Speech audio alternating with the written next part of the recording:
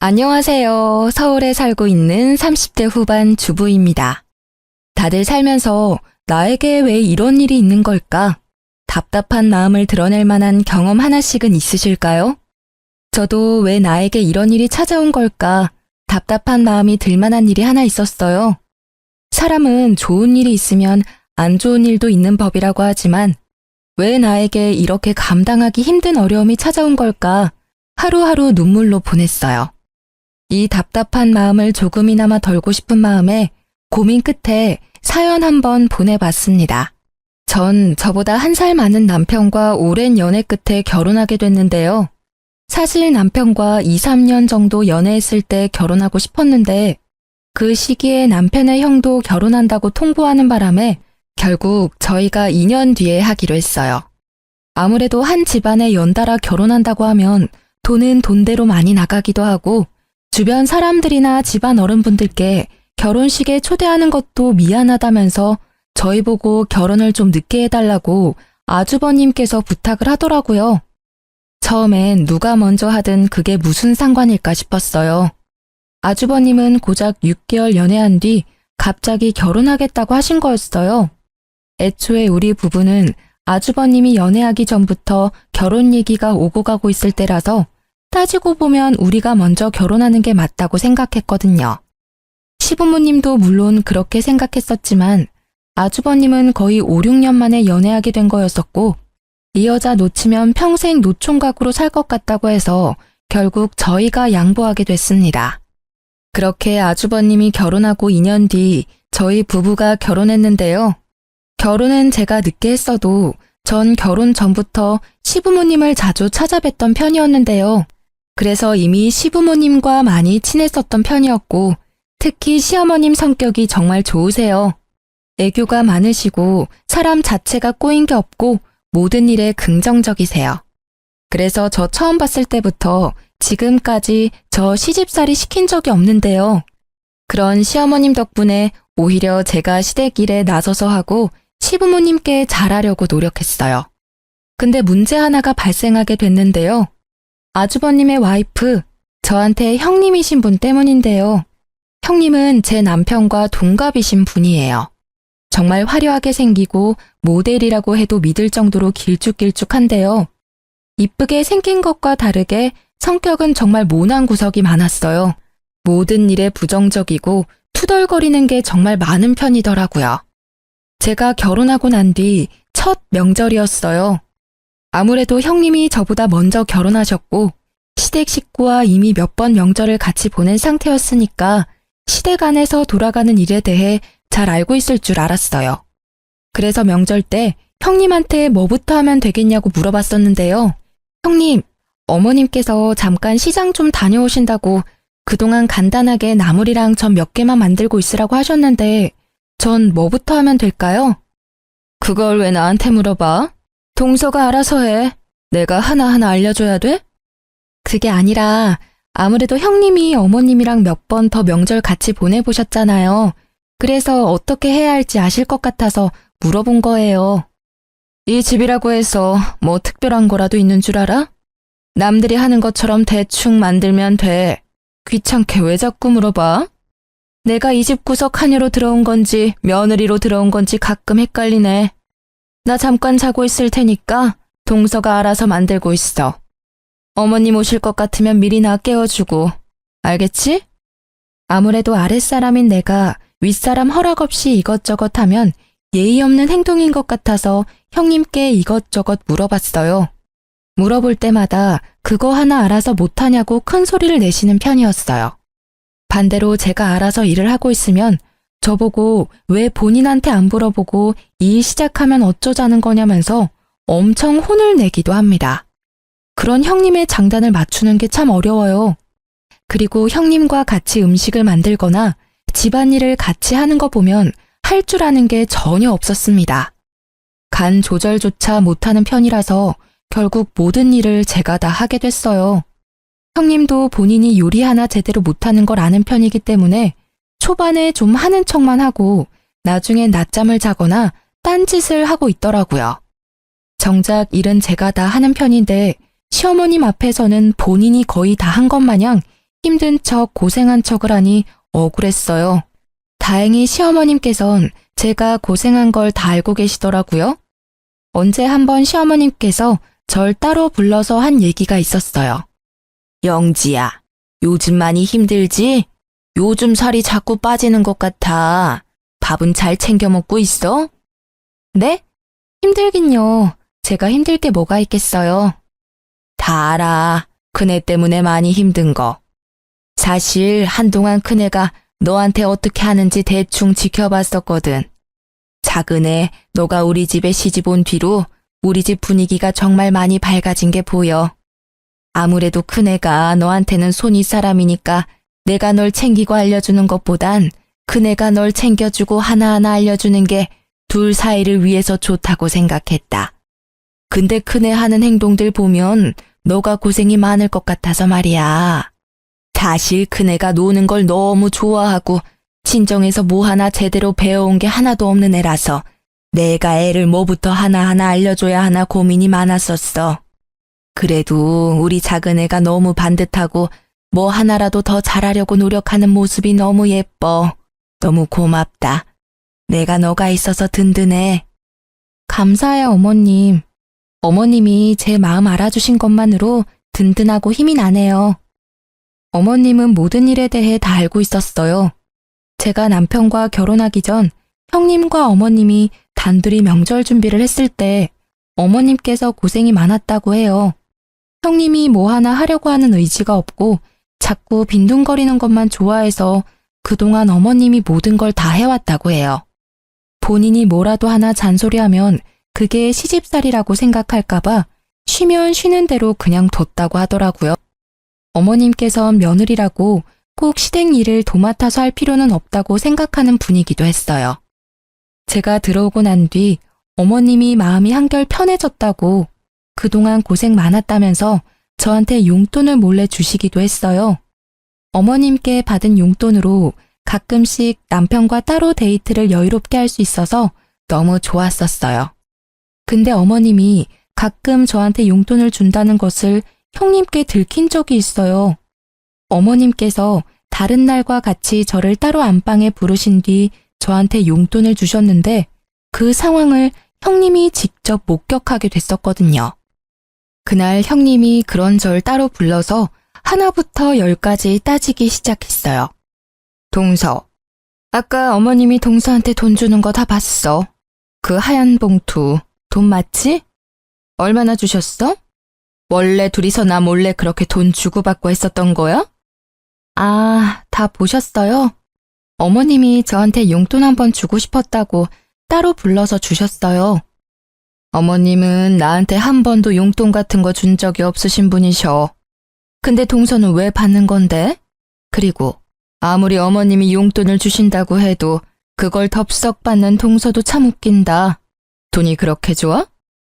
어머님께서 며느리한테 용돈 한 번씩 줄 수도 있는 거지 뭘 그렇게까지 화를 내시면서 말씀하세요. 얄밉잖아. 같은 며느리인데 차별하는 것도 아니고 왜 동서한테만 용돈을 주는 거냐고. 오늘 어머님께 받았던 돈 나한테 줘. 네? 이걸 왜 형님한테 드려야 해요?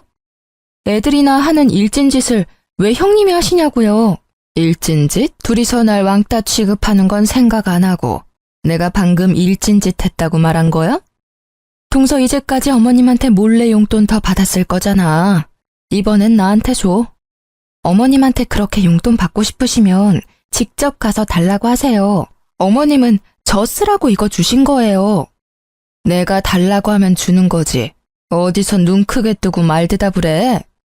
어머님이 나보다 동서 조금 더 챙겨주는 것 같으니까 이제 기어오른다. 솔직히 동서 엄청 여우 같은 거 알아? 내 앞에선 이렇게 말 대답 잘만 하면서 어머님 앞에선 여우처럼 살랑거리긴 하고. 제가 여우 같다고요? 전 그냥 며느리로서 해야 할 본분을 다했을 뿐이에요. 형님이 배짱이처럼 아무것도 안 하고 놀기만 하니까 저라도 열심히 어머님 도와야죠. 그래서 어머님이 절 조금 더 챙겨줄 뿐인데 그게 그렇게 얄미우셨어요? 그럼 형님도 형님답게 며느리답게 뭐라도 좀 하려고 해보세요. 맨날 놀 궁리만 하지 마시고요. 지금 말 다 했어? 이게 어디서 건방지게 따박따박 말대답이야? 형님은 말 한마디도 안 지는 제가 얄미웠는지 결국 손을 올리셨는데요. 때리려던 찰나에 어머님이 저희 둘을 발견해서 맞진 않았어요. 어머님은 형님의 태도를 보고 생각보다 많이 놀란 눈치였어요. 너 지금 뭐 하는 짓이니? 지금 작은 애 때리기라도 하려고 한 거니? 지금 여기가 어딘 줄 알고 손을 함부로 올려? 아무리 작은 애가 너보다 아랫사람이라고 해도 둘이 어려운 사이인 거 알아 몰라? 뭐 때문에 그러는 건데? 말해봐 어서. 네, 동서가 너무 얄미워서 때리려고 했어요. 제가 무슨 말을 해도 말대답을 너무 심하게 하길래요. 어머님 말대로 동서와 저 어려운 관계잖아요. 근데 동서는 제가 무슨 말을 해도 앉으려고 하더라고요. 그러니까 뭐 때문에 그러냐고. 아무리 작은 애가 말대답을 했다고 해도 그렇지 사람을 때리려고 할 수가 있냐고. 그것도 다 큰 성인이. 어머님이 동서한테만 용돈 주시고 이뻐하니까 그랬어요. 저 아까 어머님이 동서한테만 용돈 주는 거 직접 두 눈으로 봤어요. 동서도 동서지만 어머님도 참 너무했어요. 어떻게 저만 쏙 빼고 동서한테만 돈을 주실 수가 있으세요? 저도 어머님 며느리입니다. 제가 아무리 동서보다 못한 사람이라고 해도 이렇게 차별해도 되는 건가요? 그래, 내가 작은 애한테 용돈 좀 줬다. 근데 그거 하나로 애를 때리려고 들어? 이제까지 작은 애가 고생을 많이 하기도 했고 힘들어도 힘든 내색을 전혀 안 하길래 내가 고마운 마음에 줬어. 넌 그런 작은 애한테 한 번이라도 고맙다는 말 해본 적은 있냐? 너가 해야 할 일까지 작은 애가 다 했어. 제가 도대체 뭘 안 했다는 건데요? 고작 음식 몇 가지 안 만든 걸로 그러시는 거예요? 고작이라니. 우리 집안에 관련된 일 직접 나서서 하라는 말이 아니야. 지금 너 태도가 문제라는 걸 말하고 싶은 거야. 너가 하기 싫다고 아랫사람한테 다 떠넘기고 그걸 너가 다 했다고 거짓말까지 하는 그 너의 태도가 문제라는 걸 말하고 싶었다. 근데 작은 애는 한 번도 너에 대해 나쁘게 말한 적이 없었어. 근데 너는 작은 애를 못 잡아먹어서 안달이잖아.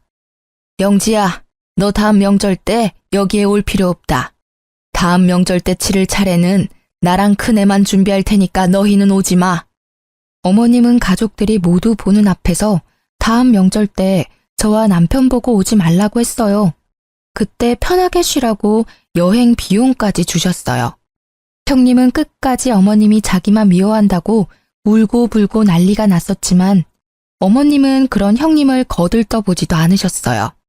그리고 형님한테 이 여행 비용까지 뺏으려고 하면 절대 가만히 안 두겠다고 경고하셨어요.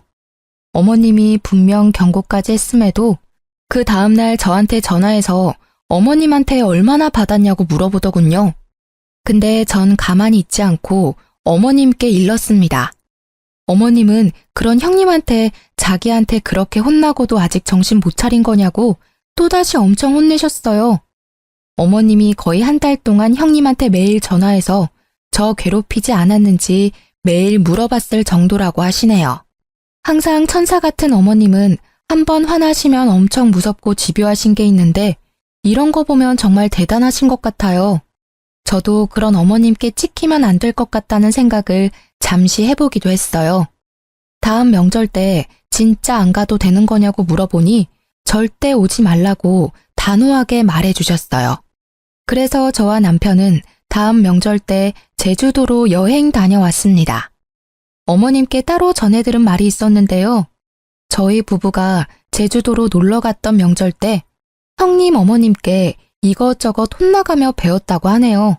어머님께서 이제까지 형님한테 이거 해라 저거 해라 한 적이 단 한 번도 없었거든요. 근데 이번엔 형님 엄청 호되게 당한 것 같습니다. 솔직히 엄청 고소하더라고요. 그 뒤로 형님은 모든 일을 저한테 독박 씌우는 걸 전혀 하지 않았어요. 그리고 형님이 요리나 집안일을 하는 거 보면 어머님께 많이 배운 모양이더라고요. 예전이랑 확실히 다르다는 게 느껴져요. 하지만 여전히 어리버리하고 손이 느린 건 똑같더라고요. 아직도 제가 더 많이 일하긴 하지만 그 전에 비하면 덜하긴 했어요. 어머님이 평소에 온화하신 분이지만 한번 화나시면 끝장을 보시는 편이라 그때 제대로 호되게 혼난 것 같았어요. 그렇게 한동안 집안에 별다른 일 없이 평온하게 흘러가고 있었는데요. 근데 애들 때문에 마음고생을 한 적이 있어요. 형님은 7살 외동아들을 키우고 있어요. 반대로 저희 부부는 8살 딸 하나, 6살 아들 하나, 이렇게 총 2명을 키우고 있는데요. 애들이 없을 때까지만 해도 가족 분위기가 자체가 시끄럽지 않았는데 애들이 생기고 나서부턴 시끄럽긴 하지만 웃을 일이 많아졌어요. 시어머님도 손주가 생기고 나서부터 예전보다 웃음이 많아지셨어요. 행복해야 할 시어머님 생신날 애들 사이에서 일이 하나 터지게 됐는데요. 원래 애들이 많은 집안이면 애들끼리 싸우는 일이 번번이 일어나잖아요. 다른 애들 있는 집안처럼 저희 집에도 애들끼리 싸움이 일어났어요. 어른들끼리 다 같이 커피 마시면서 시간을 보내고 있는데 애들이 놀고 있는 작은 방에서 울음소리가 들리더라고요. 그래서 서둘러 작은 방으로 갔었는데 제 아들 얼굴에 상처가 나 있더라고요. 형님 아들이 제 아들을 자꾸 때리길래 왜 그러냐고 말렸었는데요. 옆에서 같이 말리고 있던 제 딸이 이 모든 상황을 설명해 줬어요. 엄마, 얘가 현우가 갖고 있던 장난감 억지로 뺏으려고 했어요. 근데 현우가 장난감 주기 싫다고 하니까 그때부터 현우 얼굴 자꾸 때렸어요. 재준아, 재은이 말이 맞아? 너가 현우가 갖고 놀고 있던 장난감 억지로 뺏으려고 했어? 그래도 그렇지, 현우 얼굴 이렇게 때리면 어떡해. 다음부터 그러지 마, 알겠지? 현우도 장난감 혼자 갖고 놀면 안 돼. 서로 바꿔놀기도 하고 그래야지. 서로 미안하다고 사과해. 형님 아들과 제 아들은 서로 미안하다고 사과하고 다시 놀기 시작했어요. 아이들은 싸웠다가 언제 싸우냐는 듯이 금방 화해하고 다시 친하게 지내잖아요. 제 아들 얼굴 흉터도 크게 나지 않아서 다행이기도 하고 애들 싸움이 크게 나지 않은 것만 같아서 마음이 좀 놓였는데요. 근데 형님 표정이 좋지 않더라고요. 동서 닮아서 그런가 현우가 욕심이 많나 보네. 그깟 장난감 하나 양보 안 하는 거 보니까 욕심이 정말 많은가 봐. 네? 형님, 무슨 말씀을 그렇게 하세요? 저 닮아서 욕심이 많다뇨. 애들이니까 당연히 장난감 양보하기 싫은 거고 싸울 수도 있는 거지. 왜 그런 말을 제가 들으라는 식으로 말씀하시는 거냐고요. 애초에 현우가 장난감만 바로 줬어도 이렇게 될 일은 없었잖아. 동서 닮아서 무력이 많은 편인가 봐? 아무리 애라고 해도 그렇지. 너무 욕심이 과하잖아. 형님, 때린 사람은 형님 아들이에요. 형님 말씀하시는 거 보면 우리 아들이 형님 아들 때린 줄 알겠어요. 잘잘못 따질 거면 형님 아들이 잘못한 일인데 왜 제 아들이 욕먹어야 하냐고요. 그런 뜻으로 말한 거 아니야. 그냥 가끔 보면 동서도 무력이 더럽게 많은 것 같아서 말이야. 지난 일이지만 예전에 어머님이 동서한테 용돈 준 일도 그렇고 끝까지 안 주겠다는 행동을 보니 그 엄마의 그 아들인가 해서 그렇지. 전 그런 형님의 말을 듣고 너무 어이없어서 말조차 나오지 않았어요. 그런 형님은 갑자기 잘 놀고 있는 우리 아들한테 가서 손가락으로 머리를 툭툭 치면서 엄마처럼 인생 그렇게 살지 말라는 말하기까지 했습니다.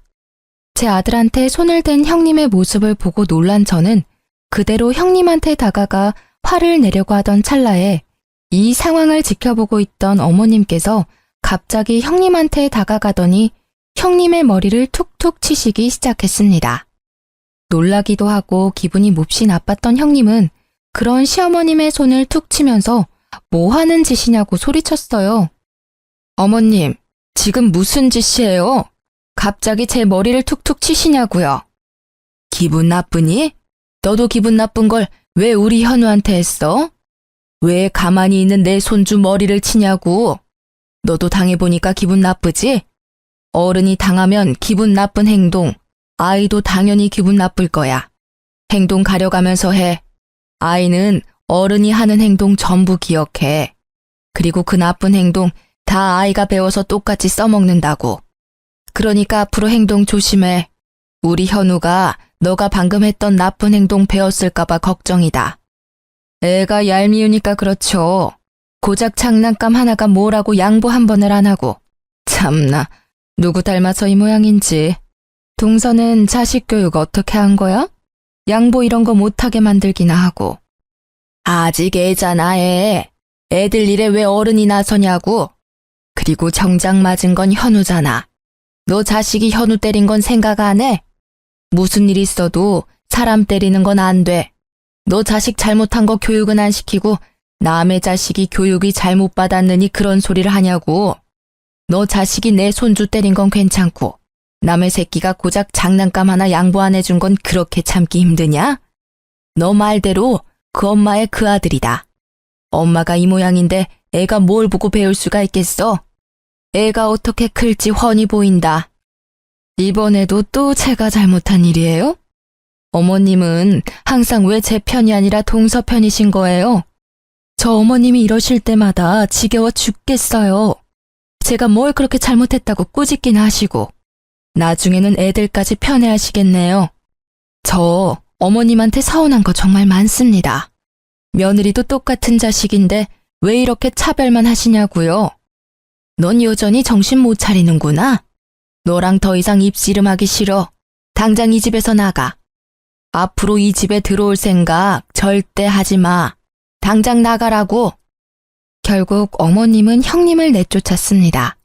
앞으로 절대 가족 모임에 참석할 생각하지 말라고 으름장을 놓으실 정도였어요. 평소 같으면 아주버님은 무조건 형님 편만 들었을 텐데 이번엔 형님 편을 들지 않고 저희 부부한테 다가와 미안하다고 사과까지 하셨어요.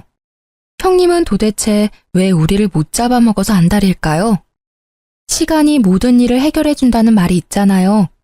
한동안 형님은 가족 모임에 참석하지 못했었지만 나중에 어머님과 형님은 자연스럽게 화해를 하고 형님은 다시 가족 모임에 참석했어요. 형님도 아무렇지 않게 저한테 말도 걸기도 했고요. 근데 끝까지 사과 한마디를 하지 않았어요. 일 크게 만들고 싶지 않아서 저도 아무렇지 않게 형님과 잘 지냈습니다. 예전처럼 다시 잘 지내고 있는데 저에게 안 좋은 일 한 가지가 생겼는데요. 저희 친정아버지가 교통사고를 당하게 됐어요. 남동생도 먼 지방에 있던 상태라서 동생보다 제가 친정집에 가는 게 빨랐어요. 그래서 전 친정집에 며칠 동안 지내야 하는 상황이었는데 학교와 유치원을 다니는 애들까지 친정집에 데리고 갈 수가 없었어요. 남편도 워낙 야근이 많은 직업을 가진 사람이라 애들을 제대로 케어할 수가 없었거든요. 결국 시어머님께 애들을 맡기게 됐어요. 보름 정도 시어머님이 애들을 데리고 있기로 했는데 어머님은 오히려 엄청 좋아하시더라고요. 워낙 손자를 좋아하는 분이라서 하루 종일 손자랑 같이 있을 수 있다며 오히려 좋아하셨어요. 애들도 할머니랑 같이 있어서 좋다고 했고요. 근데 어머님이 애들을 데리고 있을 때 큰 사고가 하나 터지고 말았어요. 어머님께서 애들을 돌보고 있던 보름 중 딱 하루, 어머님이 아침 일찍 외출을 해야 했던 날이 있었어요. 근데 우리 애들 때문에 못 갈 상황이 되고야 말았어요. 그래서 어쩌면 좋을까 고민하고 있었는데 전업주부로 지내고 있는 형님이 제 아이들을 잠시 데리고 있겠다고 먼저 말했나 봐요. 그래서 어머님은 마음 놓고 외출하셨는데요. 어머님도 저한테 따로 말씀해 주셨어요. 본인이 이날 바쁜 일이 있어서 이날 하루만 형님이 데리고 있는다고요. 근데 그날 저녁 갑자기 경찰서에서 연락이 오게 됐는데요. 아이들이 경찰서에 있다는 연락이었어요. 그래서 친정집에서 시댁 근처에 있는 경찰서로 바로 가게 됐는데요. 경찰서에 도착하니 벌써 새벽이더라고요. 경찰서 안에 있는 애들을 보니 완전 산거지가 따로 없더라고요. 애들은 절 보자마자 바로 울었고요. 그래서 이게 무슨 상황인가 싶어서 경찰한테 어떻게 된 거냐고 상황 설명을 듣게 됐었는데요. 이날 형님은 제 아이들과 형님 아들을 데리고 키즈 카페에 갔었다고 해요. 근데 형님은 제 아이들을 키즈 카페에 두고 본인 아들만 쏙 데리고 나갔다고 해요. 저희 애들 밥도 안 먹이고 본인 아들만 밥을 먹이려고 했던 거였어요. 밥 먹은 후에 우리 애들한테 바로 갔어야 했는데 형님은 우리 애들의 존재를 까먹었는지 애들을 키즈 카페에 두고 집에 돌아갔습니다. 몇 시간이 지났음에도 형님이 안 오자 불안했던 제 애들은 결국 키즈카페 밖으로 나가게 됐고 늦은 밤까지 키즈카페 주변을 서성거렸다고 해요. 늦은 밤에 키즈카페 주변에 있는 공원에서 놀고 있는 제 아이들을 발견한 경찰분들이 애들을 데리고 경찰서로 간 거라고 하네요. 전 경찰분과 아이들의 말을 듣고 다리에 힘이 풀렸어요. 전 아이들을 안고 펑펑 울었습니다. 경찰이 애들을 발견하지 못했더라면 평생 우리 아이들을 보지 못했을 거란 생각에 심장이 마구 뛰더라고요. 한창 뉴스에 애들 관련 사건 사고가 많이 나왔었을 때라서 경찰한테 연락을 받았을 때 우리 애들한테 무슨 일 있는 건 아닐까 많이 무서웠었거든요. 다행히 애들이 제 번호를 외우고 있었던 덕에 바로 연락이 닿을 수 있었네요. 좀 진정된 뒤 전 남편에게 전화했습니다. 얼마 지나지 않아 남편과 시어머님, 형님네 부부까지 전부 경찰서에 왔어요. 뒤늦게 이 사실을 알게 된 어머님은 목 놓아 우시면서 애들을 꽉 안았습니다. 내가 죄인이다, 죄인. 내가 밖에 나가지만 않았어도 이런 일 생기지도 않았을 텐데. 할머니가 미안하다. 어머님, 울지 마세요. 어머님 잘못 전혀 없어요. 다행히 애들이 멀리 가지 않고 그 근처 공원에 있었다고 하네요. 아참, 큰애야. 너가 이 상황 다 설명 좀 해봐라. 분명 너랑 같이 있어야 할 애들이 왜 경찰서에 있는 거니? 말 좀 해봐. 눈물을 흘리시던 어머님은 정신이 번쩍 드셨는지 형님한테 다가가 화를 내시며 당장 상황 설명부터 하라면서 호통을 치셨습니다. 이 사태의 원인 제공자인 형님은 오히려 어머님이 우는 게 이해가 안 간다는 표정을 지으며 가만히 서 있기만 했어요. 왜 입 꾹 다물고 왜 가만히 서 있기만 해? 당장 이 상황 어떻게 된 건지 설명하라고. 깜빡했어요. 애들 키즈 카페에 있다는 걸 까먹고 집에 가서 잠들었네요. 애들 찾았으니 다행인 거지 왜 우세요? 잃어버렸으면 모를까. 어머님은 형님의 뺨을 때렸습니다. 그것도 여러 번이요. 정말 많이 화가 난 것 같았습니다. 저 왜 때리세요? 애들 찾았으면 그만이지 왜 때리냐고요? 망할년, 너 때문에 우리 집 돌아가는 꼬라지 좀 봐라. 너 때문에 내 소중한 손주가 없어질 뻔했어. 너 하나 우리 집에 들어오고 나서 모든 일이 다 악재야, 악재. 그러니까 애초에 어머님이 나가지 말았어야죠. 왜 저한테만 그러세요? 저 잘못한 거 없어요. 너 끝까지 너 잘못 없다는 거지? 우혁이, 너 당장 얘랑 이혼해, 당장. 이 범죄자랑 더 이상 가족으로 못 지내. 당장 이혼해, 당장. 어머님은 아주버님께 당장 이혼하라고 말씀하셨어요. 형님은 끝까지 본인은 잘못한 게 없다고 주장하는 입장이라 어머님은 그런 형님께 온갖 정이 다 떨어졌습니다. 근데 아주버님은 끝까지 형님과 이혼할 수 없다고 말씀하셨어요. 그래서 어머님은 그런 아주버님도 꼴도 보기 싫다고 절연 선언을 하셨습니다. 어머님이 아주버님과도 연을 끊을 줄은 몰랐어요. 아무래도 첫째 아들이라서 많은 애정을 갖고 계셨거든요. 근데 어머님은 진심으로 아주버님 연락 일절 받지 않으셨고 집까지 찾아오면 소금까지 뿌릴 정도였습니다. 어머님이 만나주지 않으니 답답했던 아주버님과 형님은 절 직접 찾아오시기까지 했는데요. 무슨 일로 오셨어요? 재수씨, 엄마가 도저히 절 만나주지 않아요. 재수씨가 저희 엄마 마음 좀 돌려주면 안 돼요? 그걸 왜 저한테 부탁하세요? 애초에 형님이 우리 애들 방치만 안 했어도 이런 일 없었을 거잖아요. 그 일 있고 나서 형님께선 저랑 어머님께 진심으로 사과는 했나요? 사과조차 하지 않았으면서 어머님한테 용서를 바라는 건 너무한 거 아니에요? 어머님도 어머님이지만 저한테 정식으로 사과하세요. 제 아이 잃을 뻔한 거라고요. 재수씨, 이 사람 대신해서 제가 대신 사과드릴게요. 제 와이프가 생각이 너무 짧았어요. 내 자식이라 생각하고 돌봤어야 했는데 이 사람은 그게 부족했던 것 같아요. 아니요, 형님이 직접 해주세요. 이제까지 형님이 저와 어머님께 해왔던 잘못된 행동부터 제 아이 잃어버릴 뻔한 일에 대해서 정식으로 사과해 주세요. 아주버님 옆에 있던 형님은 끝까지 입을 열지 않으셨어요.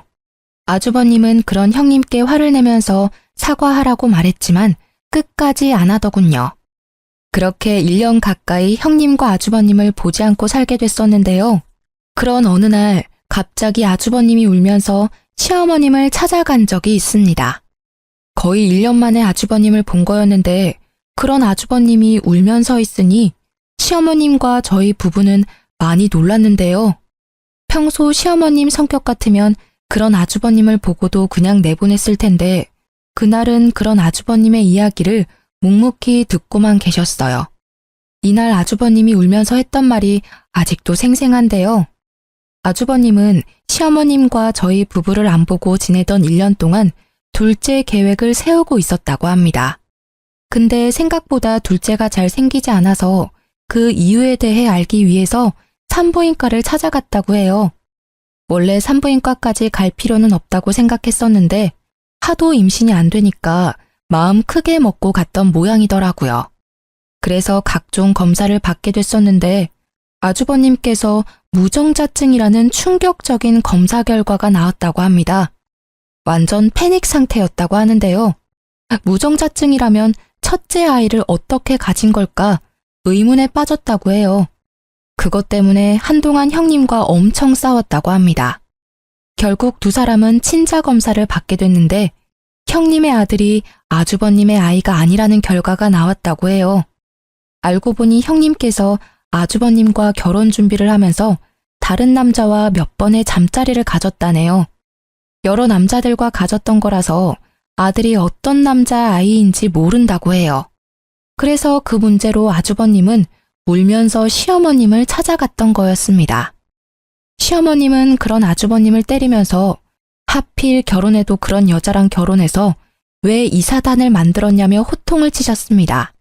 아주버님은 그런 형님이 보기 싫어서 거의 한 달 동안 따로 나와서 살았다고 해요. 결국 돌고 돌다가 갈 곳이 없어서 시어머님 집으로 찾아왔다고 합니다. 결국 어머님은 아주버님을 받아주기로 결정하셨고 아주버님은 형님이 잠시 집을 비운 사이에 본인 집만 싸서 바로 어머님 댁으로 갔어요.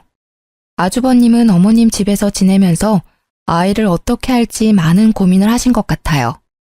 결국 그 아이는 아주버님이 키우기로 했습니다. 어머님과 제 남편은 절대 안 된다고 반대했지만 애는 죄가 없다면서 그동안 내 아들이라 생각하면서 키운 정이 있기 때문에 이 아이를 놓치고 싶지 않았다고 해요. 그렇게 아주버님과 형님은 이혼하게 됐어요.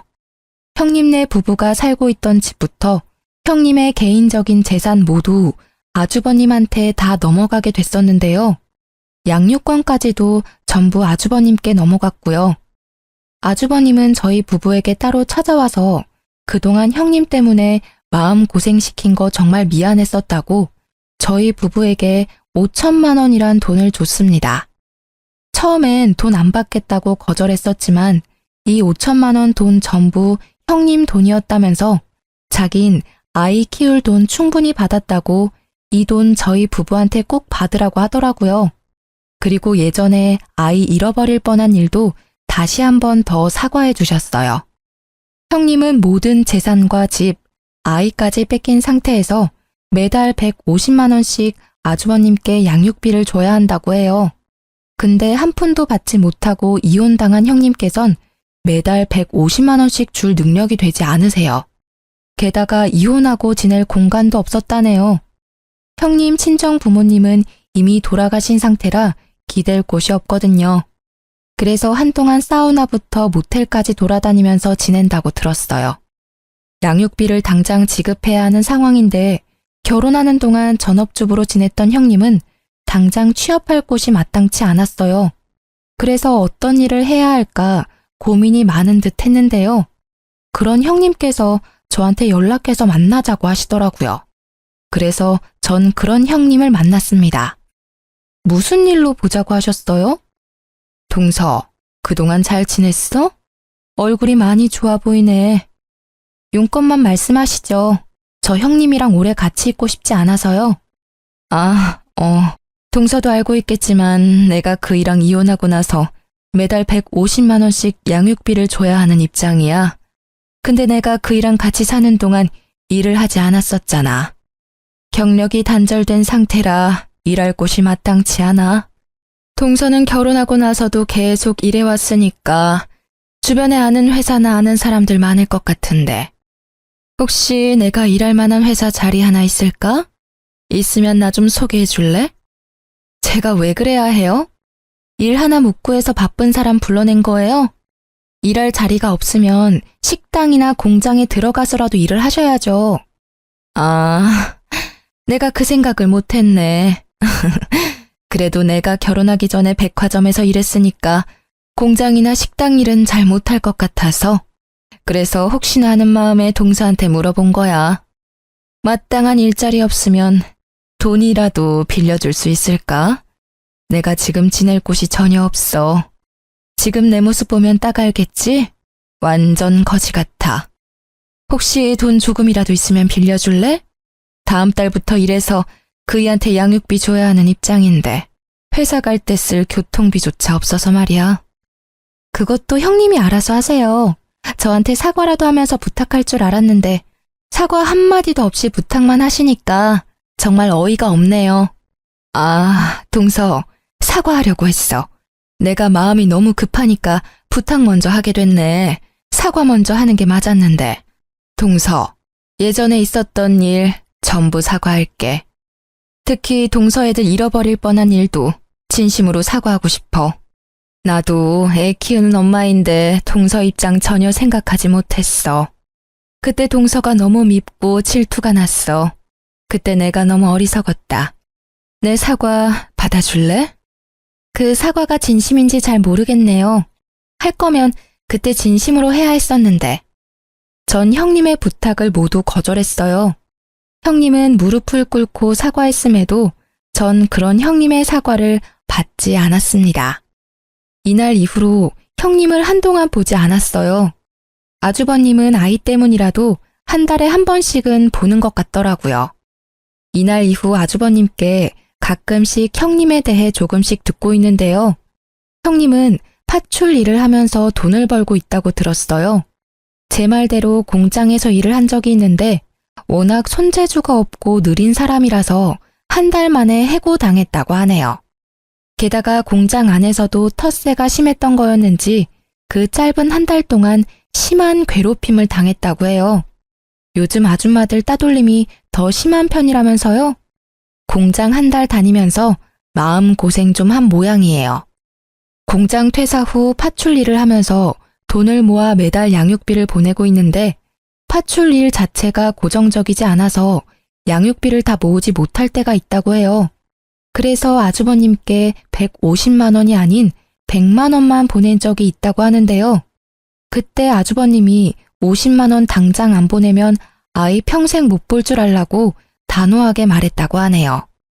그래서 밤낮 가리지 않고 일을 하면서 돈을 모으고 있는데 돈 모으는 게 한계가 있었는지 결국 형님은 손을 대지 말아야 할 대부업체 대출까지 받았다고 합니다.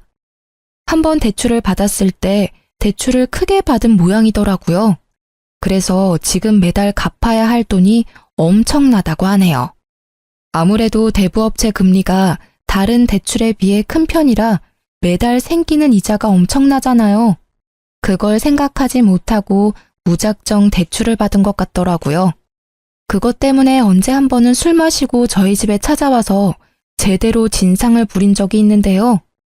나 양육비랑 매달 나가는 대출금만 총 합쳐서 300만 원 정도 된다. 대박이지? 형님, 술 마셨어요? 술 마셨으면 집에 가서 곱게 자기나 해요. 왜 남의 집에 와서 이게 무슨 짓이에요? 동서는 좋겠다. 착한 시어머님, 돈 잘 버는 남편, 귀여운 애들까지 모두 가졌잖아. 근데 나는 모두 잃었어. 나 하루하루가 너무 지옥 같아. 나 불쌍하지 않아? 불쌍하면 나 돈 좀 줄래? 다른 사람들은 거지한테도 돈 조금씩 주던데. 나 거지라고 생각하고 돈 조금만 줄 수 없을까? 형님 하나도 안 불쌍하거든요? 형님, 제발 이렇게 한심하게 살지 말고 제발 정신 좀 차리고 사세요. 애 생각해서라도 이렇게 살면 안 돼요. 형님이 이렇게 행동할 때마다 제 수명 단축되는 기분이에요. 자꾸 이런 식으로 찾아오시면 저 경찰에 신고할 거예요. 한동안 안 보고 지내던 형님이 갑자기 찾아와서 진상짓을 하는 바람에 민원까지 들어왔었어요. 결국 전 경찰에 신고했습니다.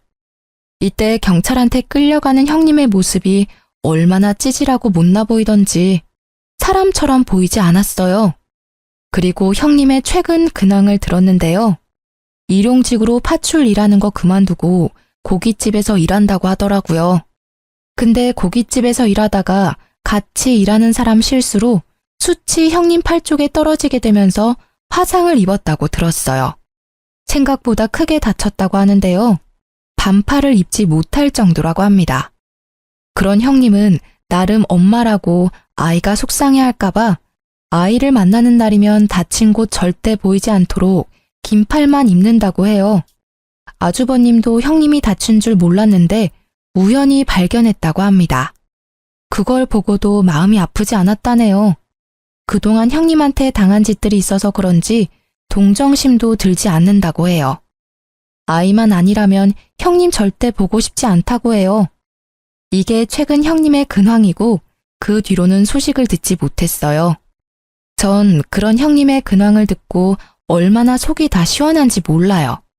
몇 년 동안 형님한테 당한 일들이 있다 보니 형님이 행복하지 않게 살고 있다는 게 저의 행복이었어요.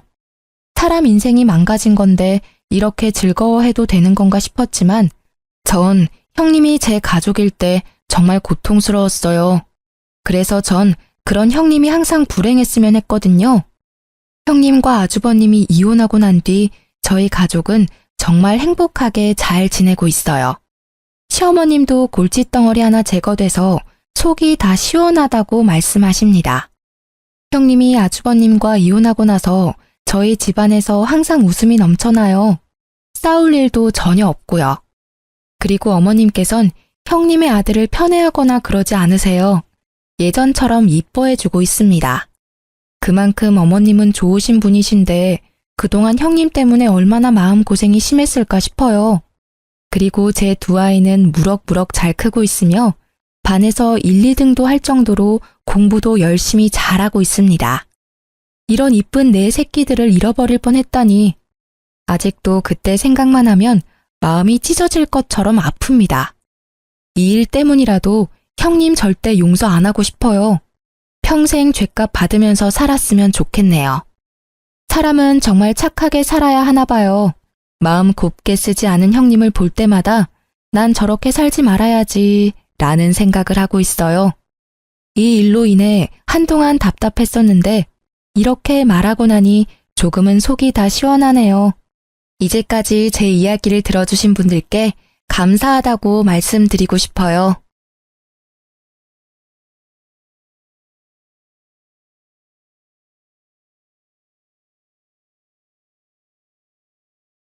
안녕하세요. 저는 대구에 살고 있는 30대 초반 여성입니다. 제가 얼마 전에 이혼을 했는데요. 이젠 안 좋은 기억들을 훌훌 털어버리고 싶어서 이렇게 사연 보냅니다. 제 친정아빠께서는 오랫동안 투병 생활을 하셨어요. 아버지는 동생이 중학생, 그리고 제가 고등학생 때 갑자기 아프셨죠. 다행히 아주 옛날에 어머니께서 보험을 잘 들어놓으셨어요. 덕분에 아빠의 병원비 걱정은 그나마 덜었는데요. 대신 생활비는 벌어야 했습니다. 여자 셋이 살아가기에는 세상은 많이 각박하더라고요. 가장이 없으니 엄마께 다가오는 이상한 사람도 많았고요. 아빠가 건강할 때 도움을 줬던 친척들은 정작 저희가 도움이 필요할 때 완전히 남이었습니다. 엄마는 아빠를 간병해야 했고 저희 자매는 자연스레 대학교 진학을 포기했습니다. 저는 아르바이트를 하며 미용 학원을 다녔어요. 물론 처음에는 많이 혼나고 실수하고 힘들었죠. 어엿한 수석 디자이너의 실장까지 고생했던 시간은 저를 그렇게 성장시켜줬어요. 그러다 제 단골 손님의 소개로 남편을 만나 결혼했습니다. 아빠의 빈자리가 커서 항상 제 가정을 빨리 이루고 싶었거든요. 예, 너는 커트 얼마씩 받아? 저요? 직급 추가 금액까지 하면 성인 기준으로 23,000원이요. 어머, 비싸라. 완전 바가지네. 바가지는 아니고요. 아무래도 미용실 자릿세도 있잖아요. 커트, 샴푸, 드라이까지 꼼꼼히 잘해드리고 있어요. 텃세는 없어? 텃세요? 제가 아무래도 오래됐다 보니까 그런 거는 잘 모르겠어요. 아니, 요즘 단골도 늘고 내가 좀 힘들거든. 그래서 나 혼자로는 안 될 것 같아. 그러세요? 아르바이트 공고 올리는 거 도와드릴까요? 응? 아니, 뭐하러 올려? 이렇게 가까이 있는데. 네? 난 아무랑 일 못해. 하면 너랑 하지. 저요? 그래. 뭐하러 남의 가게 도와주니? 가족 장사 도와주는 게 100배 낫지. 너 샵에서 수수료 떼고 나면 얼마 안 남지 않아? 동네 미용실이기는 해도 너도 알다시피 내 가게가 수입은 좋잖니. 너도 나이가 있는데 원장 소리 들으며 일하는 편이 더 좋잖아. 시모는 틈만 나면 자기 미용실로 저를 스카우트하려고 했습니다. 저는 그럴 때마다 좋게 거절하느라 진땀을 뺐죠. 여보야, 우리 엄마 알잖아. 절대 당신 힘들게 안 할 뿐이라는 거. 왜 고집을 부려? 지금 다니는 미용실은 출퇴근도 힘들고 미래가 없잖아. 미래가 없다니? 여기서 내가 이룬 게 얼마나 많은데. 그리고 만에 하나 샵을 옮긴다 해도 어머니 미용실은 절대 안 갈 거니까 그만 얘기해. 왜 남 좋은 일만 하는데? 당신 보면 완전 우물한 개구리야. 어차피 경력 쌓아서 서울에 있는 샵 갈 것도 아니잖아. 결국은 자기 이름으로 가게 내는 게 목표 아니야? 그럼 더더욱 엄마한테 배우는 게 맞지. 물론 자기가 열심히 하고 잘하는 거 나도 알아. 근데 생각해봐. 몇십 년을 자기 미용실 한 우리 엄마한테 당신이 모르는 노하우라는 게 있을 거 아니야. 동네 미용실이라고 무조건 거절하지 말고 진지하게 고민해봐. 생각해 볼게. 진짜지? 당신 엄마 가게로 오면 얼마나 좋아. 엄마 가게랑 내 가게랑 가깝잖아. 생각만 해본다고 한 거니까 오버하지 마. 저는 정말 싫었어요. 시모랑 같이 일해서 좋을 게 없다고 생각했거든요. 남들이 말하는 그 흔한 고부 갈등도 없었는데 오히려 같이 일하다 시모랑 부딪힐 수 있으니까요. 그런데 하필 그때 제 사정이 여의치가 않았습니다. 엄마가 아빠 병원 계단에서 잘못 넘어지셔서 다리를 다치신 거예요. 다니고 있던 샵에서 스케줄 조정을 하려는데 원장과 합의가 잘 안 됐어요. 그만두는 방법뿐이라고 하더라고요. 몇 년을 다녔는데 그런 부분에서는 확실히 냉정하더라고요. 그래서 저는 엄마 다리가 괜찮을 때까지 일을 쉬었어요. 시모는 그때를 틈타 다시 저를 꼬셨어요. 거봐, 내 말이 맞지? 남의 가게 일하느니 가족 가게가 낫지. 이런 일이 또 생길지 모르잖아. 너도 대비를 해둬야지. 몇 년만 도와주면 내가 너 가게 하나는 열어줄 수 있다. 그러니 다음 주부터 출근해. 저는 그만 실체 없는 그 달콤한 꼬드김에 넘어가 버렸죠. 어머니, 이렇게 일이 많은데 그동안 어떻게 혼자 다 하셨어요? 다 노하우가 있으니까 그렇지. 대충 보니까 알바생 한 명은 필요할 것 같아요. 예, 나 혼자서도 하던 걸 이제 우리 둘이니까 더 수월할 거다. 동네 미용실이라서 덜 힘들 줄 알았는데요. 손님이 끊임없이 오더라고요. 조금 쉬려고 하면요. 뭐하니? 틈틈이 치워야지. 머리카락 쓸고 사용한 로트 바로 세척하고. 시모는 커트 외에는 손 하나 까딱하지 않더라고요. 샴푸까지 바쁜 저한테 모조리 시키더라고요. 손님들도 기다리는 시간 때문에 지쳐 보였어요. 새로운 애가 샴푸를 잘해요. 손끝에 힘이 좋아. 나는 늙어서 희마리가 없잖아요. 시모는 저를 며느리라고 소개도 안 했어요. 저는 원래 하던 일에 두세 배를 하니 몸이 너무 힘들었습니다. 업무 분담도 없고 모든 청소는 제 몫이었죠. 뿐만 아니라 자기 아들이랑 밥 먹고 들어오기 일쑤였어요. 남편이 시모 가게랑 가까운 곳에 인테리어 집을 하거든요. 둘은 제게 밥을 챙겨 먹었는지 물어보지도 않았어요. 물론 제가 알아서 챙겨 먹으면 되지만요. 저한테 가게를 그렇게 나몰라라 하고 맡기는데 제가 잠시라도 숨 돌릴 틈이 어디 있을까요? 제가 처음 근무할 때 말씀드렸잖아요. 이렇게 둘이서 무리예요. 젊은 친구 한 명 구하시는 게 어때요? 저 매번 밥 먹을 시간도 없어서 커피로 밥 때워요. 어머, 내가 너를 부른 이유가 뭐였니? 남의 손 안 타게 하려고 그런 거잖니? 그리고 내가 너 가게 해주기로 한 거 기억 안 나니? 겨우 이 정도로 너무 엄살이다. 사람을 한 명 더 구하면 인건비는 네 월급에서 제하면 돼? 그리고 내가 늘 말하잖니. 집에서 든든히 챙겨 먹고 나오라고. 미용사가 밥 시간이 어디 있어? 저 월급도 작게 주시면서 더 깎으시려고요? 밥도 교대로 먹으면 되잖아요. 혹시 저 온갖 허드렛 일 시키시려고 부르셨어요? 어머머, 월급은 말이다. 너 적응 기간이 있잖니. 그리고 가족끼리 너무 돈 밝히는 거 아니니? 어머님보다 제가 일을 훨씬 많이 하잖아요. 만약 제가 이 정도로 업무량을 나가서 하면요. 어머님이 주시는 두세 배는 받을 거예요. 어머님은 그 일랑 점심 식사하면서 저는 굶어요? 저 가게 그만둘까요? 가게를 그만둔다는 말을 하자 어머님은 한 발 물러났어요. 문제는 단골 손님들이 더 이상 어머니를 원하지 않으셨죠. 커트 맞죠? 시원하게 치면 될까요? 아니요. 나 며느님한테 자르려고 왔는데. 그래요? 어머 얘, 벌써 내 손님들 가로채 가는 거야? 사람들이 저를 찾아도요. 처음에는 시모가 좋아했어요.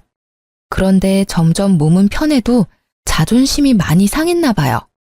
미용실에 오는 사람들마다 다 저를 찾았거든요. 참나, 예. 그럴 때는 말이야. 저는 오늘 예약이 가득 차서 어머님이 잘라주실 거예요. 이 한마디가 어렵니? 제가 그래버리면 손님들이 불쾌하지 않으실까요? 뭔 상관이야. 불쾌하면 친절한 나한테 다시 오겠지. 시모는 본격적으로 시집살이를 시작했죠. 제가 손님을 응대할 때 갑자기 부르거나 말도 안 되는 심부름을 시켰어요. 야, 커피. 야, 커피라는 말로 저를 무안하게 하는 건 기본이고요. 가끔 제 손님 커트 끝나서 잘 보내고 나면요. 너, 아니 방금 그 손님 말이야. 대칭이 잘 안 맞던데 확인 잘했어? 그게 무슨 소리예요? 아니 너는 그렇게 대충 확인하면 돼. 내가 쭉 지켜봤는데 그 손님 분명 너 때문에 다시 올 거다. 한쪽이 삐죽 튀어나왔어.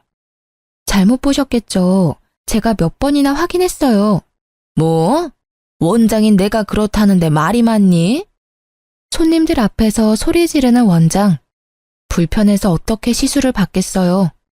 게다가 제가 몇 년 차인데 커트 하나 제대로 못할까요? 제 손님들이 커트가 마음에 안 들어서 다시 찾아온 적은 물론 단 한 번도 없어요. 오히려 어머님이 잘못한 파마 때문에 클레임이 들어오기 일쑤였죠. 저는 참을 수 없어서 남편에게 말했죠. 나 더 이상 어머님이랑 일 못하겠어. 내가 지금 이 나이에 이 경력에 어머님 비위 맞추면서 일해야 해? 하다못해 원래 있던 샵에서도 스태프들한테 그런 식으로 대우하지 않아. 나한테 툭하면 소리 지르고 구박하고 밥도 안 먹이고. 그리고 당신 왜 항상 나 빼고 어머님이랑 둘이 점심 먹어? 너 내 생각은 안 나디? 내 얼굴 좀 봐. 어머님 가게에서 일하고 난 뒤부터 해골됐어. 숨 좀 쉬고 말해. 그러다 뒤로 넘어가겠다. 제가 악을 쓰는데 남편은 표정 하나 안 바뀌더라고요.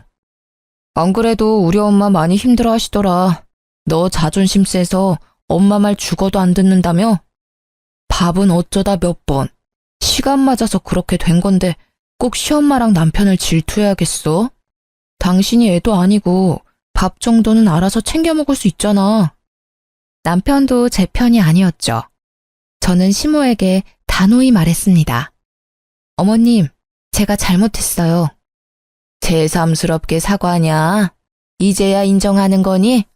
앞으로는 내가 하는 말 귀 기울여 잘 들어. 제가 그동안 잘못 생각했어요. 어머님께서 가게 해준다는 말에 솔직히 욕심 났어요. 근데 저 도저히 안 되겠어요. 저 이번 주까지만 나올게요. 뭐?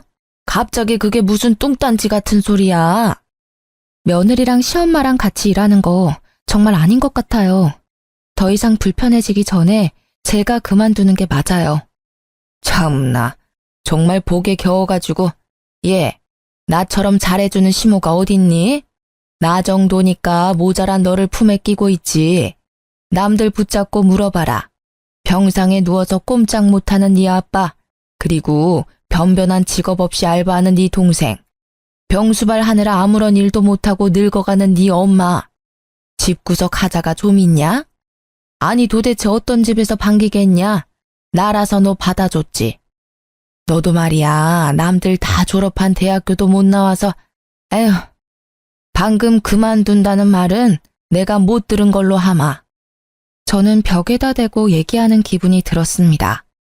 어머님, 제가 어머님 아들 가게 월세에 생활비도 부담해요. 그런데 어떻게 고마움 하나 없으시고 저희 집을 험담하세요? 저 이번 주까지 도와드리려고 했는데요.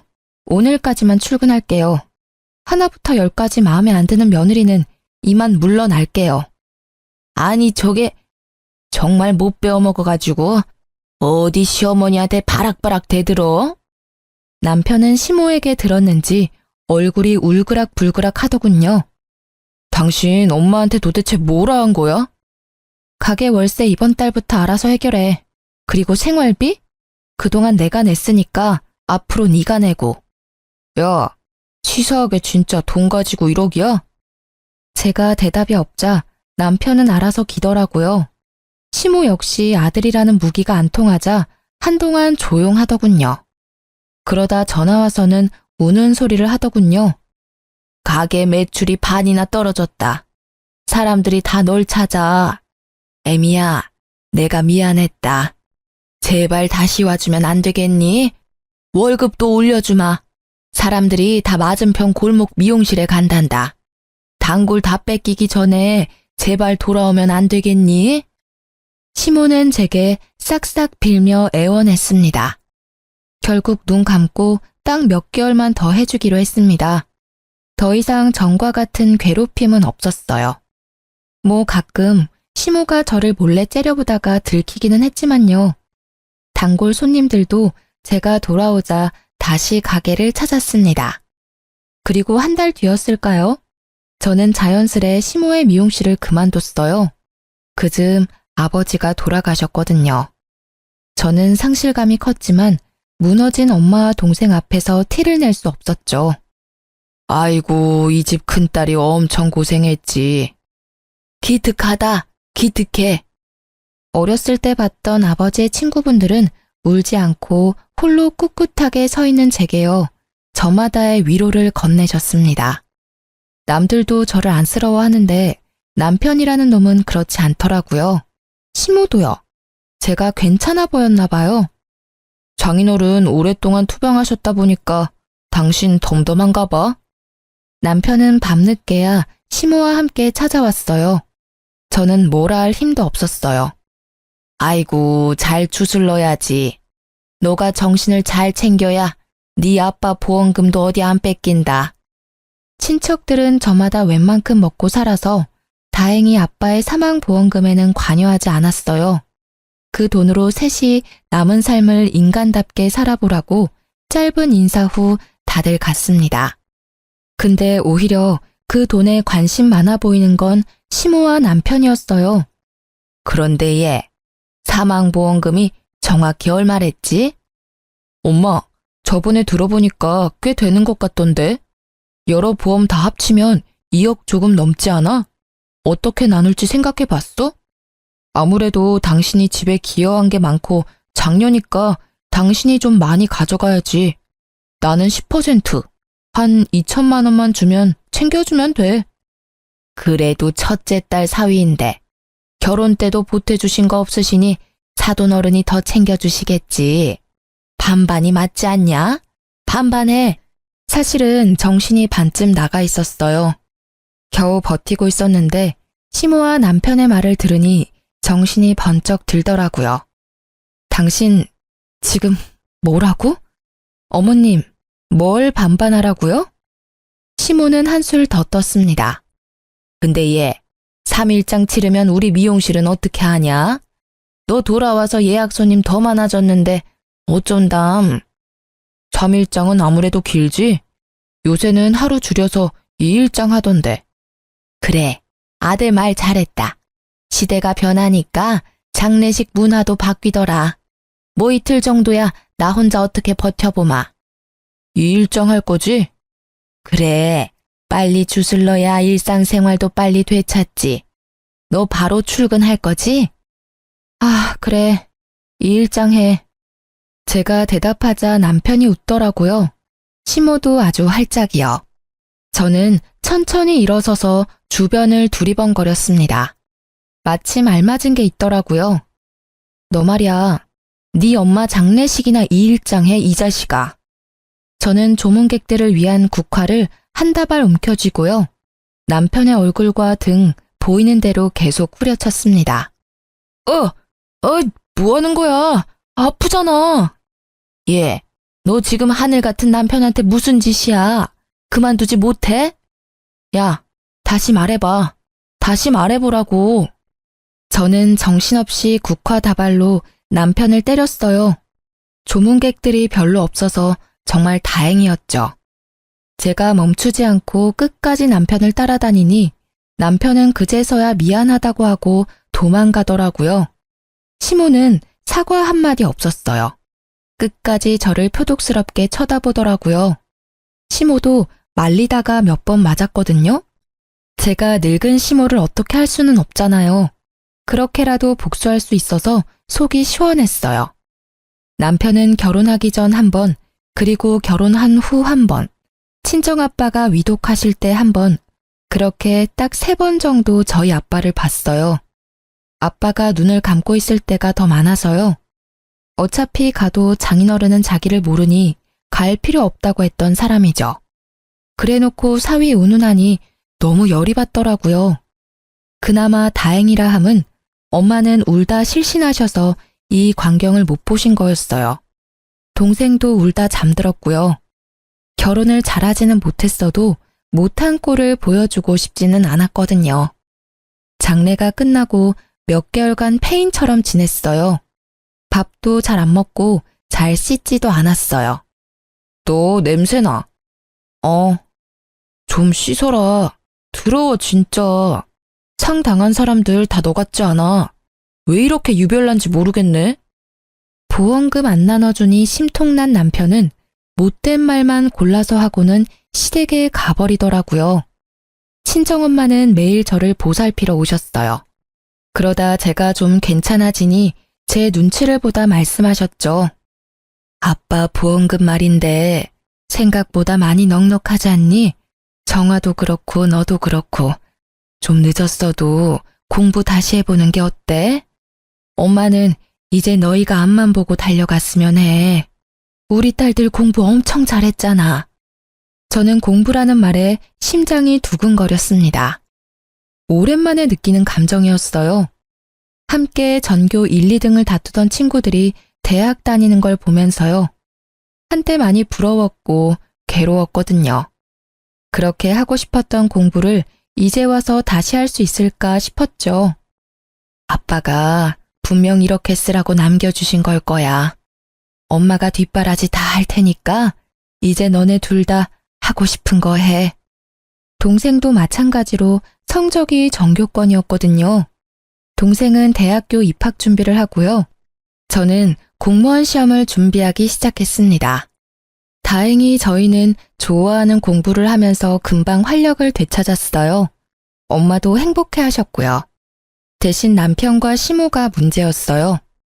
아니, 네가 공무원 준비하면 우리 생활비는, 내 가게 월세는. 장난해? 지금까지 내가 다 했으면 이제는 좀 당신이 부담할 생각 안 들어? 아니, 예고도 없이 갑자기 그러니까 내가 너무 부담되잖아. 뭐가 문젠데 내가 다 내라고 했어? 생활비 반은 낸다고. 월세는? 가지가지 한다. 가게를 접던가. 손님도 없잖아. 아니면 이혼해. 나 공부하는 거 마음에 안 들면 해줄게. 그럼 나도 생활비 반 안 내도 되니까 좋네. 남편은 이혼 얘기를 하자 금방 수그러들었어요. 시모 역시 제 소식을 듣고 뒤집어졌어요. 그 나이에 무슨 공무원 시험을 준비하니? 아이고 답답하.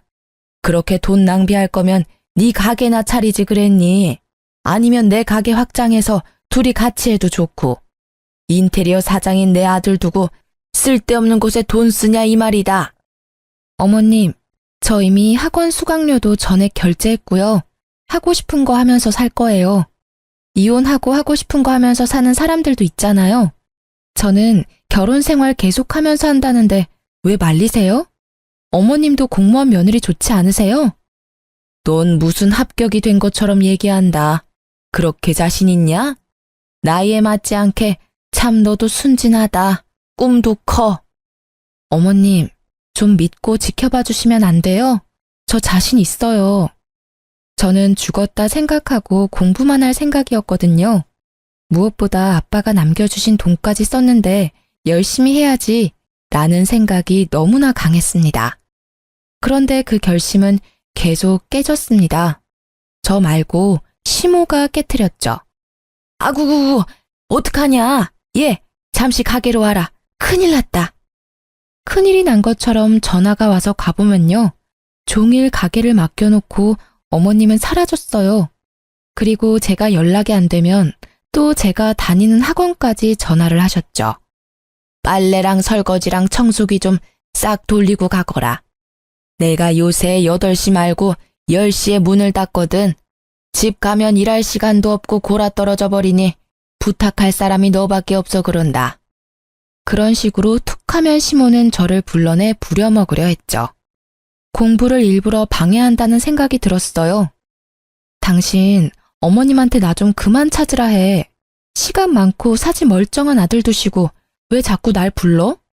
이 나이에 공시 준비한다고 무시하는 건 괜찮아.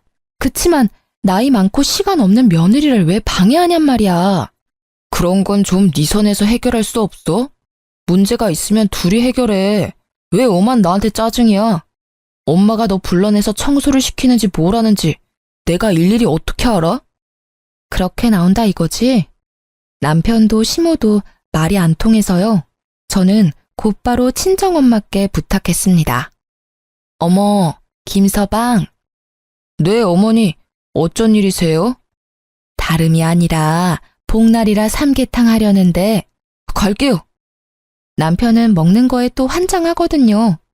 엄마는 밥 먹으러 오라고 불러놓고 남편에게 고장난 것들을 수리해달라고 부탁했어요. 그리고는 어머, 내 정신 좀 봐. 삼계탕 한다면서 닭을 안 샀네? 김서방, 조금만 기다려봐. 내가 금방 닭 사올게. 그렇게 엄마가 나가서 연락 두절이면 남편은 밥 한 끼 못 얻어먹고 가게로 돌아갔죠. 몇 번 그런 식으로 엄마가 남편을 계속 호출했어요. 남편이 저희 엄마를 많이 어려워하거든요. 거절을 못하고 매번 불려간 거죠. 그럼 야무지게 엄마가 시키는 일을 하고 와서는요. 장모님 진짜 너무하신 거 아니야? 왜? 우리 엄마 뭐? 자꾸 밥 먹으러 오라고 해놓고 일만 시키잖아. 사위 어려운 줄 모르시고. 그래? 그래라니? 그게 다야? 장모님한테 당장 네가 전해. 나 부르지 말라고. 바쁘다고. 내가 왜? 내로남불이야? 나는 내가 어머님 해결하는데 왜 너는 나보고 해결해달래. 엄마랑 둘이서 해결해. 뭐야? 너 설마 복수하는 거야? 장모님 이용해서? 뭔 소리야. 그렇잖아. 네가 시킨 거지? 저는 남편이 했던 것처럼 똑같이 태평하게 굴었어요.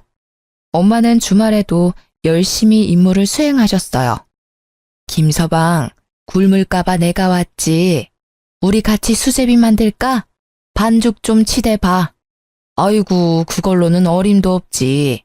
30분 정도는 계속 쉬지 않고 치대야 해. 김서방, 대청소 한번 하자. 아이고, 청소 안 해봤어? 빡빡 문질러 봐. 며칠 후 남편은 소리도 안 지르고 울면서 말하더라고요. 미안해. 여보, 진짜 내가 잘못했어. 엄마, 연락 앞으로도 다시는 않도록 할게. 저는 바로 대답하지 않고 남편을 빤히 쳐다봤죠. 남편은 고 시모에게 전화해 울부짖었어요. 엄마, 다시는 집사람한테 따로 전화하지 마. 일도 시키지 마. 알았어? 아들이 제발 부탁할게. 못 이기는 척 남편의 사과를 받아줬습니다. 시모는 다행히 약속을 잘 지켰어요. 대신 그 시집살이는 엉뚱한 곳을 향하는 듯 했습니다. 죄송합니다. 죄송해요. 정아? 아니, 우연히 시모 가게를 지나가는데요. 제 동생이 시모 미용실 안에서 혼나고 있는 겁니다. 너, 내가 몇 번을 말해. 이렇게 하는 거 아니라고. 손님 귀 다 타들겠다. 정아야. 저는 시모와 동생을 가로막고 섰습니다. 어머님, 이제 하다하다 제 동생까지. 제가 갑자기 나타나자 시모는 놀란 얼굴이었습니다. 네가 왜 여기 있냐? 학원은? 언니, 동생은 제 팔을 끌고 다급하게 절 부르더라고요. 너 여기서 뭐해? 뭐 하긴 뭐해. 알바하지. 언니 공부 안 해? 어머, 지 동생 알바하고 싶대서 일을 시켜줘도 나한테 저렇게 소리를 지르네. 아주 며느리가 왕이다, 왕이야. 알바라뇨? 야, 네가 알바를 왜 해? 엄마한테 용돈 받잖아. 모자라? 그게 아니라 나 방학에 해외여행도 가고 싶고 또 엄마가 뒷바라지 해줘도 나중을 위해서 최소한 생활비는 벌고 싶어서 나도 저축이라는 거 하고 싶단 말이야. 시끄러. 따라와. 저는 동생을 무작정 시모의 미용실에서 끌고 나왔습니다. 너 뭐 사고 쳤어? 급하게 돈 필요해? 아, 그런 거 아니야. 근데 왜 여기서 그래? 여기가 뭐 어때서 나한테 엄청 잘해주신단 말이야. PC방은 야간이라 위험하지. 서빙 같은 것도 하기 싫고. 여기는 안전하고 시급도 세고. 무엇보다 가족이잖아. 동생의 눈이 거짓말하는 것 같지는 않았어요. 저는 시모에게 고개를 숙이고 동생 잘 부탁한다는 말밖에 못했죠. 못 믿었기는 하지만 기껏 해봐야 몇 개월 하겠지 생각했어요. 동생이 알아서 관두겠지 싶었죠. 그런데 진짜 시모가 잘해주는지 꽤 오래 일을 하더라고요. 다행히 시집살이는 며느리인 저에게만 하는 듯 했어요. 시모는 그동안 자신이 잘못했던 게 미안했나 봐요. 제 동생도 챙기고 저도 계속 챙겨주더라고요. 시모는 요거트나 잼 같은 걸 유기농 재료로 직접 만들어서 먹는데요. 갑자기 제 목까지 챙겨주고요. 손님들이 만들어준 케이크나 양념갈비도 저 먹으라고 가져다 주셨어요. 너 공부하느라 이렇게 고생하는데 내 아들은 먹이지 말고 너 혼자 다 먹어야 한다. 그래야 붙지. 한 번에 붙을 자신이 있지? 어머님, 제가 진짜 잘할게요. 저절로 효도를 행하고 싶더라고요. 근데 이상하게 공부하는데 배가 너무 아팠어요. 공부에 집중을 못하겠더라고요. 스트레스와 피로 때문에 혹시 몸이 잘못됐나 싶었죠. 네? 장염 증상이 심하네요. 날이 더우니 먹는 거 조심하세요. 문득 생각나는 게 어머님이 주신 음식들이었어요. 병원에 다녀온 날도 시엄마는 음식을 싸들고 왔어요. 어째 얼굴이 더 푸석하냐? 잘 챙겨 먹는 거 맞니? 네, 근데 요새 배가 아파서요. 늙으니까 소화 능력이 떨어지나 봐요. 늙은이 앞에서 못하는 말이 없구나. 돼지갈비다. 네 신랑 주지 말고 너 다 먹어라. 국물까지 같이 부어서 구워라. 촉촉하게 말이다. 돼지갈비면 사족을 못 쓰는 남편인데요. 그걸 잘 아는 시모가 남편을 절대 주지 말라니까 너무 이상했어요. 저는 설마 혹시나 싶어서 어머님이 주신 돼지갈비를 남편에게 전부 구워줬습니다. 여보, 어머님이 당신 꼭 챙겨주래서. 돼지갈비야? 맛있겠는데? 당신은 안 먹어? 난 별로 생각 없어. 당신 다 먹어. 그런데 반응이 바로 오더라고요. 돼지갈비 좀 변질된 거 아니야? 배가 살살 아픈 게. 그래? 약 없어? 줄게. 잠시만 기다려. 저는 확신할 수 없어서 어머님이 음식을 줄 때마다 남편에게 줬습니다. 그럴 때마다 남편은 배가 아팠어요. 아, 여보, 우리 집 냉장고 고장난 거 아니야? 당신이 주는 음식만 먹었는데 왜 이러지? 그래? 어머님이 갖다 주신 음식들인데 당신이 어머님께 한번 여쭤봐. 혹시 어머님 냉장고가 고장난 거 아니야? 소식을 들은 시엄마가 아들 걱정에 곧장 달려왔어요. 너, 내가 준 음식들 너 먹으라고 갖다 줬잖니? 네, 어머니. 내 아들한테 다 줬냐? 네, 왜? 너 먹으라니까. 입맛이 없어서요. 왜요? 너 다 알고 그러는 거지? 뭘 말씀이세요? 저는 계속 모르는 척 잡아댔어요. 아니다. 됐다. 어머님, 오늘은 음식 안 가져오셨어요? 그래. 너는 뭐 맨날 나한테 얻어먹으려고만 하니? 시모가 성질을 부리더라고요. 사실은 시모가 오기 전에 동생이 알려줘서 알고 있었어요.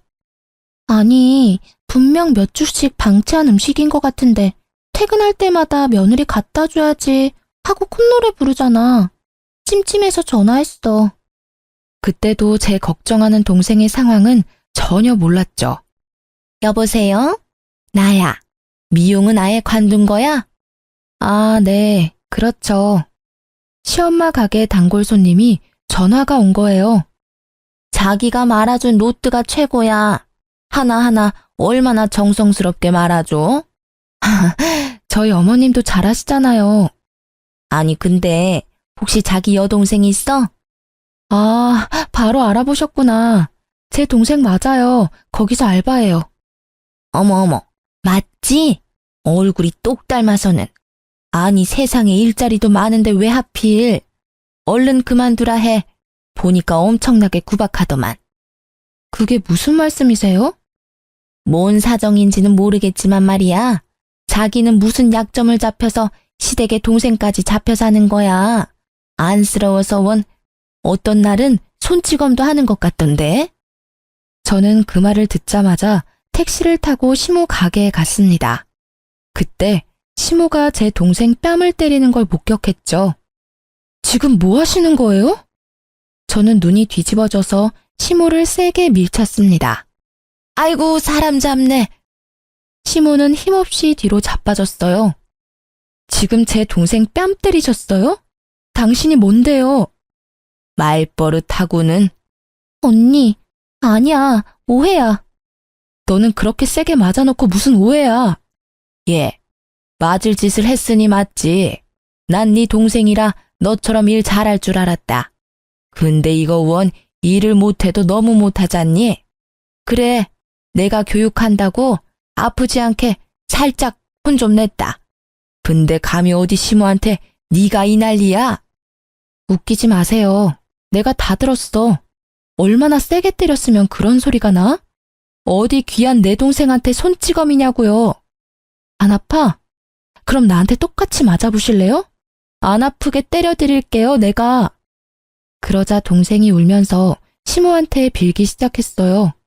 언니, 그만해. 사장님, 언니 한번 봐주세요. 동생 말을 들어보니 가관이었습니다. 나 학교 다닐 동안만 여기서 알바하면 우리 빚 다 탕감해 주신다잖아. 그니까 끼어들지 마.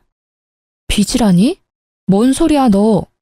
언니 결혼할 때 사장님이 집 해주셨다며. 그래서 혼수는 언니가 해야 하는데 그것마저 다 해주셨다며. 그 빚진 거 내가 1년만 일하면 안 갚아도 된다셨어. 뭐? 알고 보니 시모는 제 동생에게 연락해서 거짓말한 거였어요. 글쎄 제가 결혼 당시 돈이 없어서요. 혼수 냉장고며 TV, 에어컨 전부 다 시모가 사줬다고요.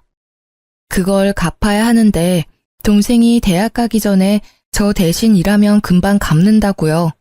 그렇게 시모는 어린 동생에게 거짓말을 한 뒤 일을 시킨 거죠. 무급에다 밥도 안 주고요. 제가 어렸을 때부터 미용실에서 일하고 모은 돈으로 혼수 남편이랑 반반했거든요. 집은 시모가 해준 게 아니라 전세 대출이었고요. 저는 동생에게 너무나 미안했습니다. 제가 결혼 한 번 잘못해서 동생에게까지 상처를 줬으니까요. 우선 동생을 데리고 친정 엄마께 갔는데요. 저는 더 화가 났어요. 엄마도 쓰러지기 직전이셨어요. 그 옆에 내가 미쳤나? 아니, 미용실 보증금 갑자기 올랐대서 나한테 돈까지 빌려가 놓고? 시모가요, 미용실 보증금 때문에 아빠 사망보험금 좀 빌려주면 안 되냐고 사정사정 했대요. 엄마는 마음이 약해서 2천만 원 빌려줬는데 시모는 큰딸 작은딸 할 거 없이 구박하고 있었던 거죠. 엄마, 내가 해결할게. 저는 고민 끝에 시모에게 복수할 방법이 떠올랐습니다. 시모의 경쟁 가게인 미용실에 찾아가서 솔직하게 사정 이야기를 했어요. 시모에게 복수하고 싶다고요. 딱 한 달만 알바로 일하게 해달라고 했어요. 경쟁 미용실은 오히려 좋아했죠. 제가 시모랑 다르게 실력도 좋고 성격도 좋다고 소문이 났다더라고요. 제 소식을 들은 시모의 단골 손님들은 제가 있는 경쟁 가게로 다 유입됐어요. 시모 가게는 파리가 날렸죠. 얼마 안 가 시모는 소문 듣고 달려와서요. 저를 보자마자 뺨을 내리쳤습니다. 이게 정말 미쳤나? 어디 이런 짓을 벌여? 네가 사람이냐? 이 짐승만도 못한 어디 걷어줬더니 이런 식으로 은혜를 갚아? 어? 툭 하면 상대방 뺨 때리는 게 특기예요. 그 손버릇 좀 고치세요. 그리고 제가 이렇게 하는 이유가 뭔데요? 다 어머님 자업자득 아닌가요? 뭐? 이런 미친. 더 해봐. 더 말해봐. 어디 배운 것도 없고 가진 것도 없는 게 감히 까불어? 사람들이 다 보는 앞에서 시모는 제 뺨을 때리고 온갖 욕설을 악담을 퍼붓더라고요. 그러고도 분이 안 풀리는지 제 머리채를 잡고 이리저리 흔들었어요. 새로운 미용실 원장님은 시모를 겨우 떼놓고 말했죠. 아, 그만! 남의 가게에서 이게 뭐 하는 짓이야? 너야말로 남의 며느리 데리고 뭐 하는 건데? 재밌어? 재밌냐? 그리고 뭐 다들 구경 났어요? 뭘 봐? 넌 인간도 아니야. CCTV 다 찍혔고 내가 경찰 신고도 했어. 원장님한테 제가 사과를 하자 감사하게도 괜찮다고 마무리하라 하셨어요. 그래서 저는 동네 사람들이 다 듣도록 시모의 만행을 떠벌렸죠. 어머님 미용실에 오면 잘해준다면서요. 근데 허구한 날 구박하고 밥도 못 먹게 하고 여기 있는 분들이 다 증인이에요. 맞아. 얼마나 며느리 구박한지 몰라. 그러니까 난 처음에 며느리인지도 몰랐어. 워낙 하대하니까. 듣고 계신 손님들도 같이 맞장구를 쳐주셨죠. 게다가 친정아버지 장례식 길다고 하루 줄이라 하셨죠. 바로 다음날 출근하라고 하셨죠. 그러면서 아빠 사망보험금 나누자 하셨잖아요. 그게 사람이 할 말이에요? 상 치르고 있는 며느리한테요. 게다가 공시 준비하는 며느리는 상한 음식 먹이고 며느리 동생한테는 거짓말하면서 무급으로 일 시키고 당신이 악마 아니면 뭐예요? 그래놓고 뭐? 우리 엄마한테 돈을 빌려요? 어떻게 2천만 원 빌릴 생각을 하셨어요? 당장 우리 엄마 돈 2천만 원 내놓으세요. 저는 숨이 넘어갈 듯 했지만 빠짐없이 시모의 잘못을 다 나열했습니다. 잘못했다. 한 번만 봐줘라. 미안하다, 제발. 돈 이야기가 나오자 놀랍게도 시모는요. 사람들 보는데도 창피한 줄 모르고 싹싹 빌더라고요. 시모 미용실은 본인의 전부라 끔찍히 소중했나 봐요. 내가 어떻게 하면 되니? 어떻게 하면 네 기분이 풀리겠니? 아가, 내가 잘못했다. 내가 노망이 들었나 봐. 그러려고 그런 게 아니다. 사실은 다 오해가 있는 거야. 내가 설명하마. 내 말 좀 들어주겠니? 시모는 가증스럽게 울면서 제 손을 잡았죠. 어머, 사실인가 보네. 이 원장님, 어쩜 사람이 그래요? 그렇게까지 안 봤는데. 저렇게 예쁘고 똑똑한 며느리 구박을 한다고? 무서워라. 참 무서운 사람이네. 실력도 안 좋은데 인성까지 바닥이었네. 한때는 단골이었던 분들은 저를 위해 같은 마음으로 시모를 나무랐습니다. 저는 시모의 손을 뿌리쳤습니다. 그러자 또 눈이 희번뜩하더니 제 머리채를 다시 잡더라고요. 경찰이 오자 시모는 잠잠해졌어요. 그리고 남편에게는 이혼 서류랑 2천만 원 준비하라 했습니다. 남편은 제 바지가랑이를 붙잡고 이혼만은 안 된다 했어요. 여보, 제발 한 번만 봐줘. 엄마랑 나한테 기회를 한 번만 주라. 그래? 그럼 어머니 경찰에 신고할게. 괜찮지? 그럼 진짜 이혼은 안 할 거야? 남편은 웃기게도 시모를 신고하라고 하더라고요. 시모 앞에서도요. 엄마, 이 사람한테 진심으로 사과하고 이번 기회에 좀 뉘우치세요. 뭐? 아들, 너 방금 뭐라고 했냐? 어머니가 잘못하신 건 어머니가 책임지시라고요. 시모는 냉정한 남편을 보고 눈시울을 붉히더라고요. 저희 이혼 안 하는 조건으로 어머님 경찰에 신고하기로 했어요. 괜찮으시죠? 네가 기어코 내 아들을 감히 네가 나를 능욕해? 시모는 또 제게 달려들었고요. 남편은 그런 시모를 막아섰습니다. 엄마, 좀! 시모는 가슴을 치며 울어댔어요. 아이고, 내가 널 어떻게 키웠는데 어떻게 네가 이래? 저는 둘을 내버려 두고 친정에 갔습니다. 그래서 이혼을 안 했냐고요? 아니요, 변호사 고용해서 이혼 잘했습니다. 구질구질한 남편 때문에 좀 길어졌지만요. 그리고 시모도 사귀죄로 고소했어요. 동생한테 빚졌다고 거짓말하고 무급으로 일 시키면서 때리기까지 했으니까요. 벌금으로 마무리됐어요. 다행히 어머니께서 차용증을 잘 받아놓으셔서요. 못 받을 줄 알았던 2천만 원도 잘 받았습니다. 또 동생이 일했던 것도 다 계산해서 월급 받아냈고요. 시모랑 남편 근황은요. 시모 가게 월세 놓던 주인은 제 소문 듣고 깜짝 놀라 시모에게 퇴실을 요구했다네요. 일부러 보증금이랑 월세 높이니 시모가 알아서 가게 접고 나간 거죠.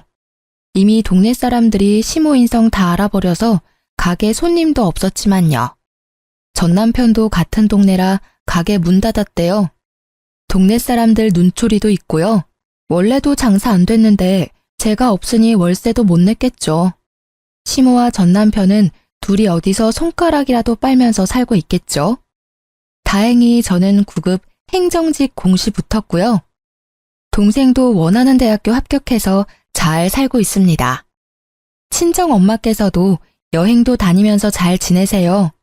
아빠가 하늘에서 슬퍼하지 않으셨으면 좋겠네요. 안 좋은 일들을 많이 겪었지만 지금은 정말 행복하니까요. 지금까지 긴 제 사연 들어주셔서 너무 감사합니다.